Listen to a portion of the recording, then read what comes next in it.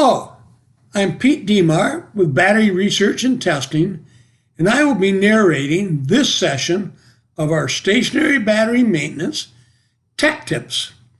This is tech tip number 1, preventing thermal runaway in valve-regulated lead-acid batteries.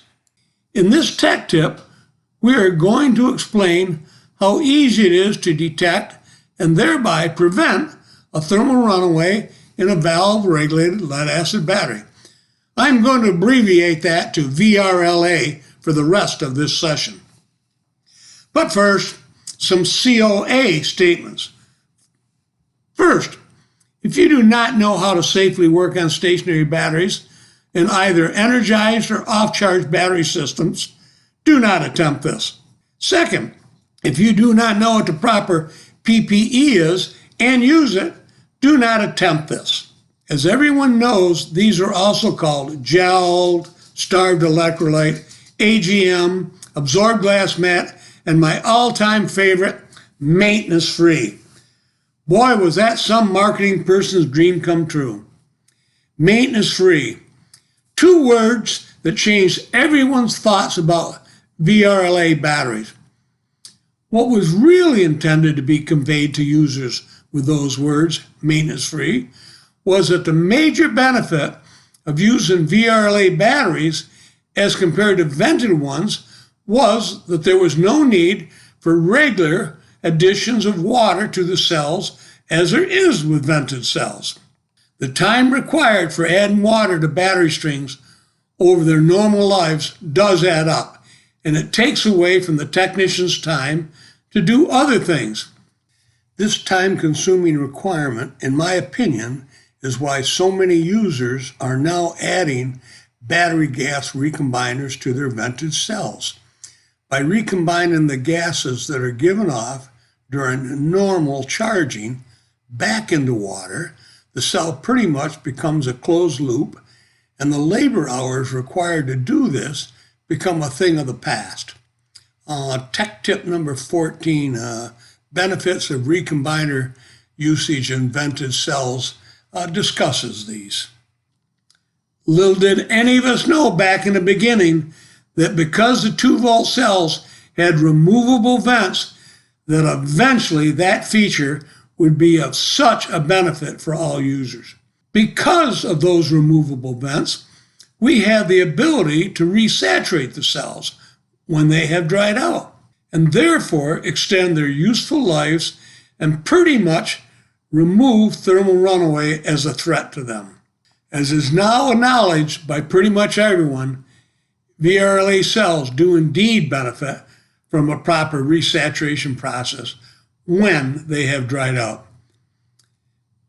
After the extent of the dry out problem was understood years ago, and the solution to fix that also became well understood, the IEEE created the IEEE 1188A 2014, which is Amendment 1, updated VRLA maintenance considerations, which is a part of the IEEE 1188 recommended practice.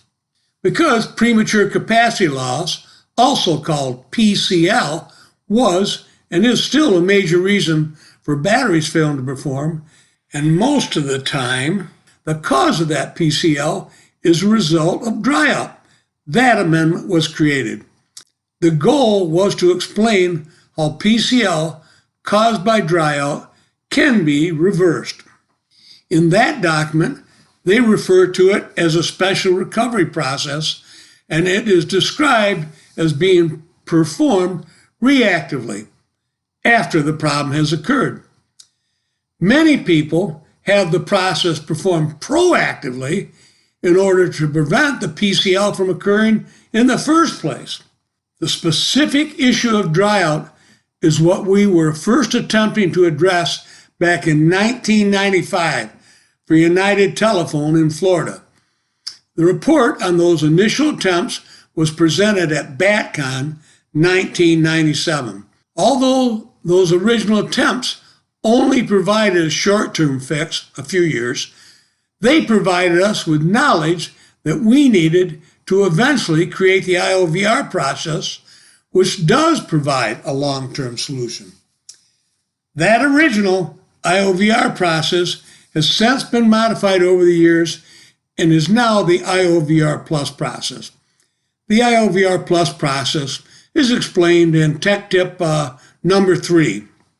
Because there are now catalysts for pretty much any 2-volt VRLA cell made anywhere, everyone has the capability to reduce the rate of dryout in their batteries and extend their useful lives.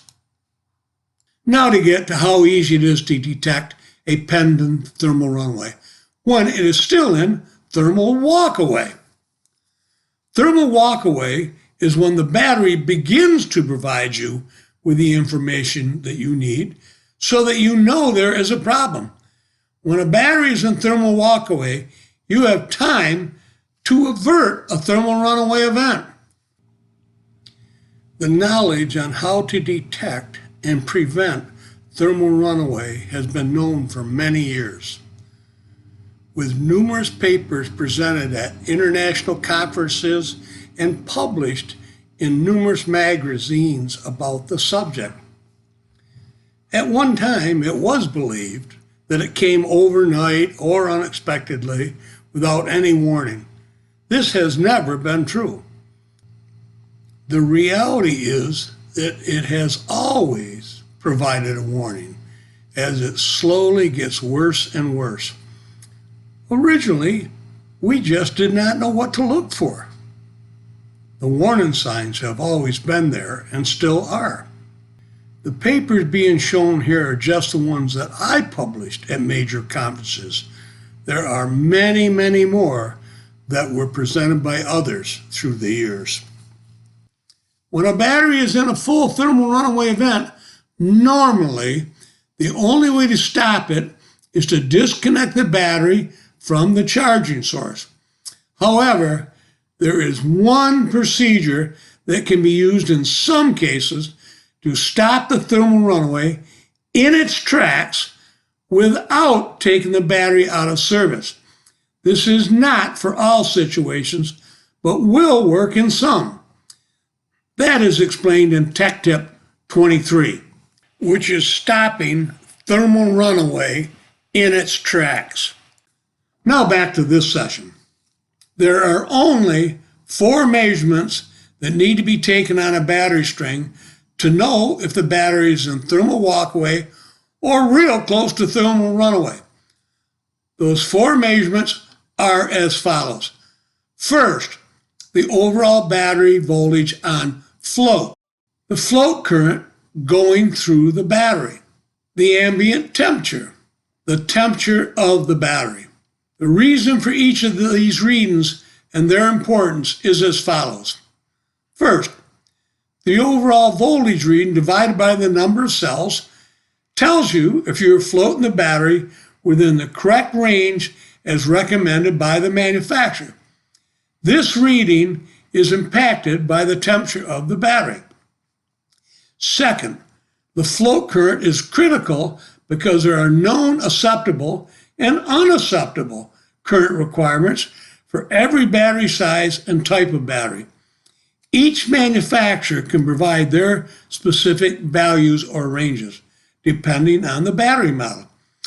You also can use the IEEE 1635/ASHRAE 21 battery gassing calculator to determine approximately how much float current your particular battery model should require during normal charging. Anyone that has anything to do with stationary batteries should have a copy of that document, as it is so informative on multiple levels. Third, the ambient temperature is a critical measurement because if the battery temperature is substantially warmer than the ambient temperature and an air conditioner is not abnormally cool in the room, then you have a problem. Fourth, the temperature of the battery is critically important because if it is more than 3 or 4 degrees above the normal ambient, you are heading towards a thermal event. It is normal, for VRLA cells to be a degree or so above the normal ambient temperature. But higher than that indicates a problem. Whenever you have a float current that is greater than it's supposed to be, and the battery is not in a recharge mode or an equalize, and you are close to the standard temperature, then it is telling you it has some sort of internal issue. This increased charging current accelerates the dry out of the cells, which impacts the internal resistance of them, which then requires an increase in current, and it goes on and on until it either goes into full thermal runaway or someone resaturates the cells. That process is explained in Tech Tip 3, recovering failing VRLA cells with the VR Plus process. As the float current is increasing, it is producing excess gas, which exits the cells, which causes an increase in the rate of the dry out and further reduces the ability of the cell to dissipate the excess heat that is being generated because of the excess current. This problem is observed by the cells in the battery room being hotter than the normal ambient room. When you have an elevated float current that is not caused by an improper float voltage setting, coupled with an elevated cell temperature, you are in thermal walkaway. This increase in current will be gradual and will precede the beginning of the increase of the cell temperature. Obviously, it is best if you trend your readings over time, which is why we created an Excel spreadsheet that automatically takes those 4 readings and alerts to danger. All anyone has to do is to one time enter in the information for the battery string, name, model, amp hour, number, cells. Then each time you enter in those 4 readings, it will alert you if you have a potential or a real thermal condition. If you would like a copy of that free program, just contact us at info@batteryresearch.com and request one. It's a very simple program, but it works. You can also accomplish this without having to go to the battery and manually take those readings if that is desired. You just need to install a monitor that is designed to monitor those same 4 parameters and which will alert you to any battery changes. Of importance is the need to accurately measure the current down to about 1/10 of an amp. One example of these is a BEM. That's a battery event monitor. The benefits with a BEM type monitoring service is explained in Tech Tip number 9. Hopefully, this tech tip has been a benefit to you. If you're interested in learning more about what we do or how we might be able to help you, please go to www.batteryresearch.com and look around. If you would like to be notified when we release a new tech tip, please go to info@batteryresearch and tell us to notify you when we release one. Or if you just have a question on a stationary battery subject, do the same. Oh yes, if you have any experiences or pictures of unusual things that you have found, please share them with us so that all of us in this industry can benefit each other. Have a great day, stay safe, and stay healthy.